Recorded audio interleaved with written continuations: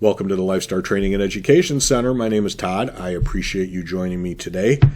This is going to be just a short introduction to our hospital data exchange function, which has been added to ESO for us. It's been funded by SSM Health.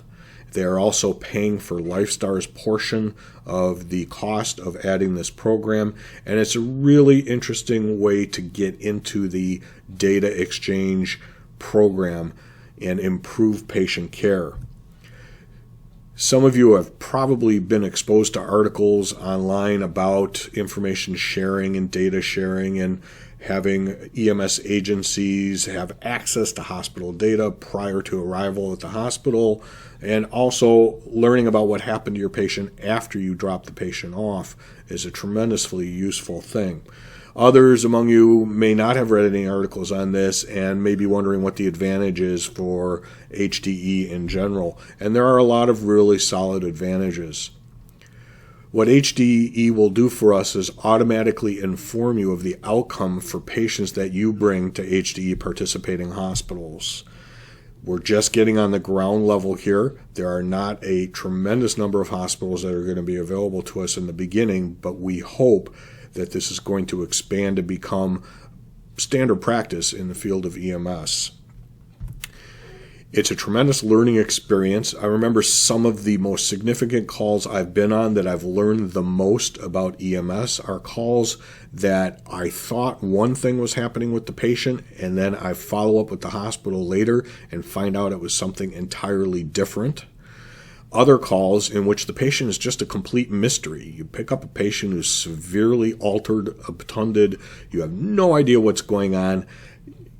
As providers, we know that we focus on the ABCs, so you have confidence that you're doing the right thing for the patient, but what's causing all this is still a mystery. And then you call the hospital a day or two later, or even later the same day, and you find out what was going on with that patient, and you're exposed to an entirely new world of illnesses and diseases and pathophysiology that you didn't even know existed. Some of the most significant calls I've been on are things like Neuroleptic Malignant syndrome. I've never even heard of it before I picked up a patient who had it. It was a complete mystery. It was clearly a load and go, serious, critical call.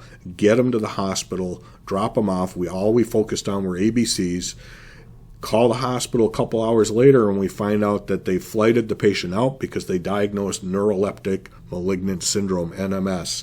Well, that gets us curious and searching through Google and other health databases to figure out what NMS is, and you learned a tremendous amount about the patient and about pre-hospital care in those kinds of cases.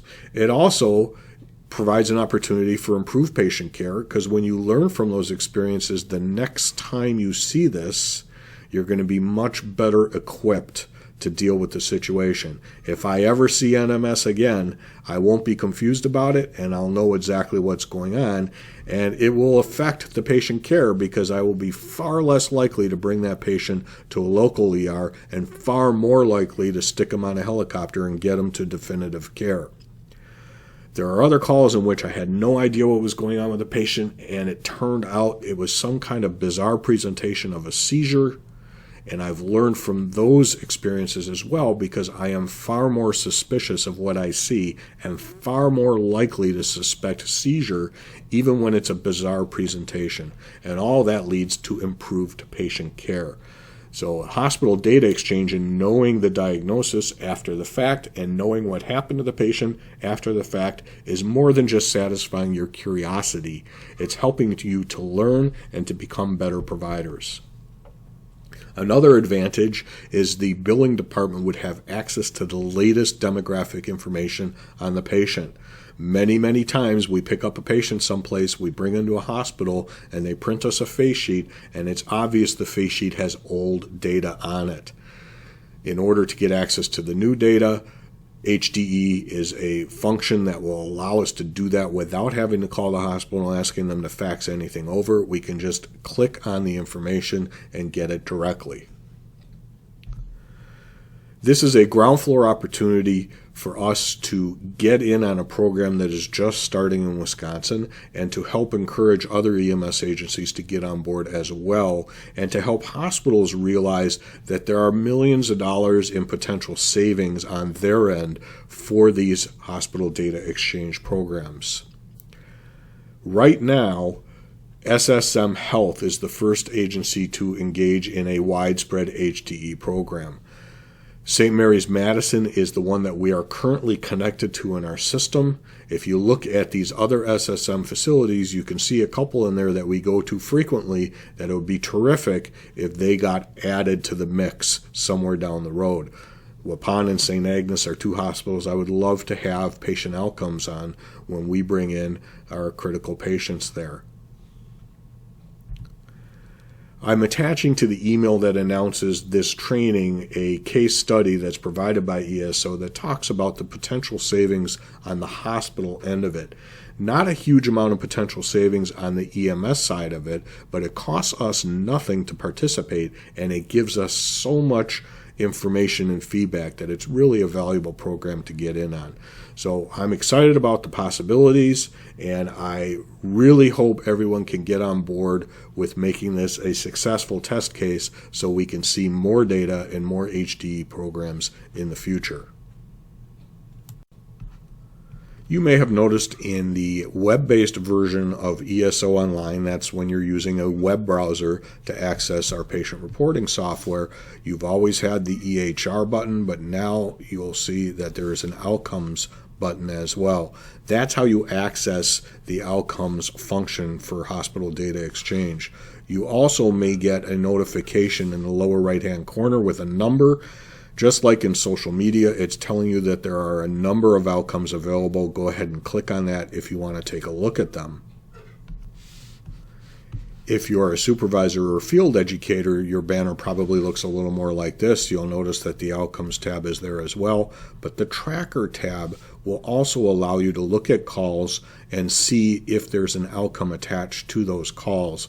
So you can access outcomes from both the Tracker or the Outcomes function.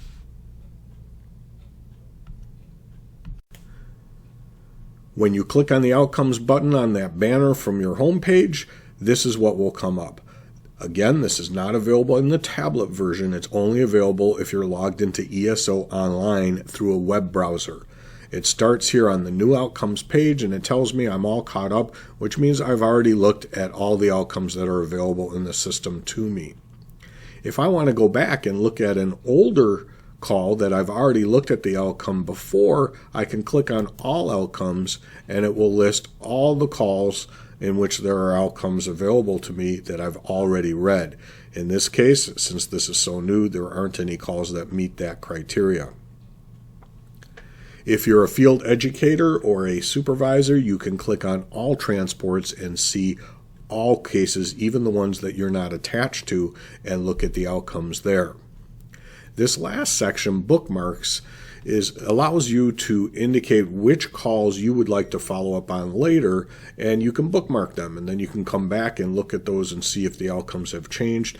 Maybe the last time you checked, they went to the floor and they had a diagnosis, but they hadn't been discharged yet, so you can go ahead and click on that Bookmarks and look at the calls again. I'm not going to do that here because some real calls will come up and we don't want to violate any HIPAA requirements.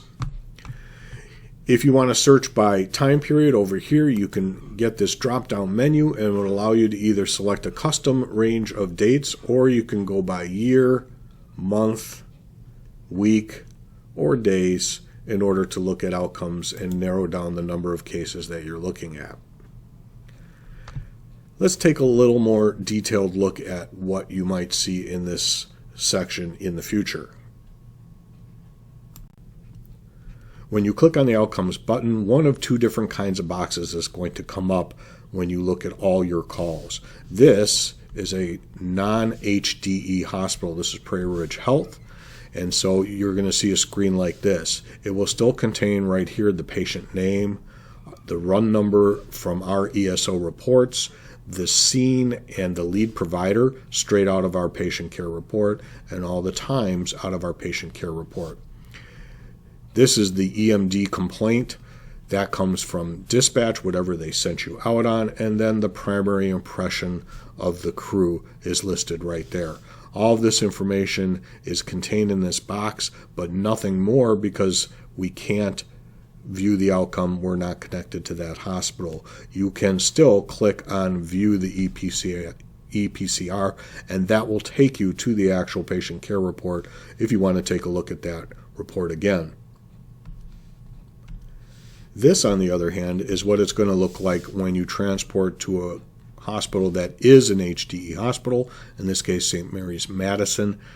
You're going to see a much more detailed screen. However, in this case, the outcome is not yet available because we haven't entered a very important piece of information. You will still see the patient name, the run number, the information on where we picked the patient up, and the lead provider, and the times.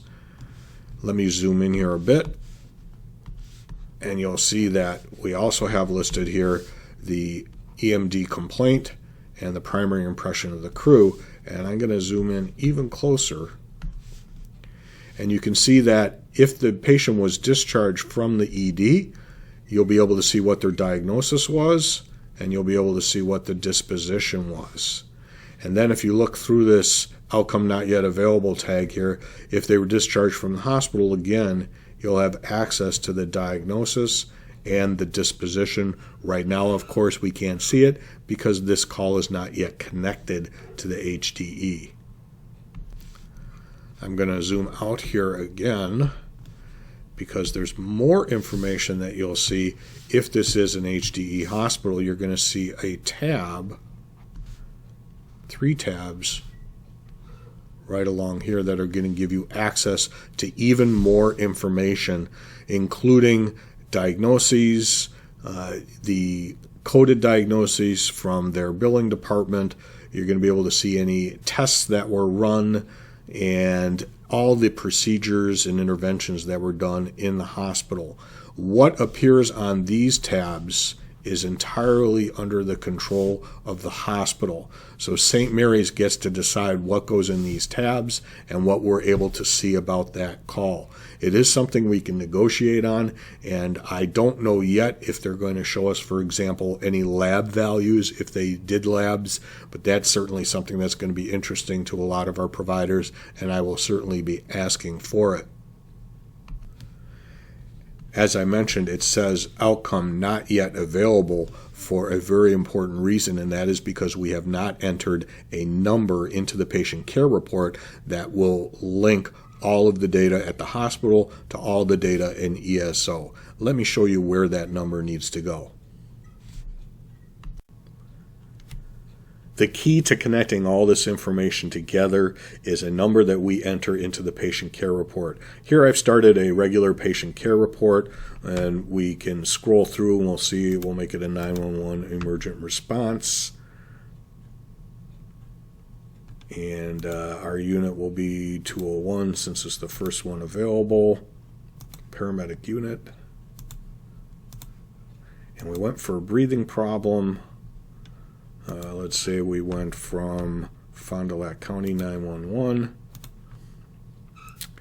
We'll skip the scene here, but when we get down to the disposition, we say that we transported the patient, and the destination here will be St. Mary's in Madison. In this case, we went to the emergency room. Here is the magic number that we need to enter. There are 2 numbers that hospitals use for tracking patients. One is a medical record number, and that's kind of like a social security number, whereas that number remains the same for that patient no matter how many times they're seen, no matter which one of their institutions they go to. The MRN remains the same for that patient. You get that MRN off of the face sheet, and you can enter that patient number in there, but the most important one is right here under chart number. The chart number is also sometimes referred to as the patient encounter number. That number is the number that is unique to that one visit, and that's the number that links all the records together.